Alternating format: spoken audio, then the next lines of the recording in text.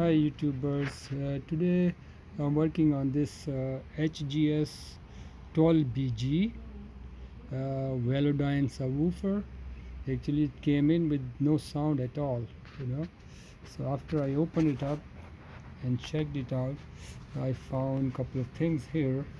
One is this 10 mic capacitor 50 volt, and here is the resistance was open, and it looks like it's 100 ohm, but it's not 100 ohm.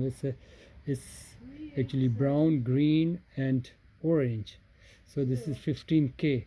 This is the 15k resistance which goes right inside here, which is R37. R37. Let me see if I can show it to you. Can focus it. It's right here next to the fuse inside here, see. So I put one temporarily in there, 15k resistance, see right there. So, and I replace this capacitor here inside. Let's see if I can focus it.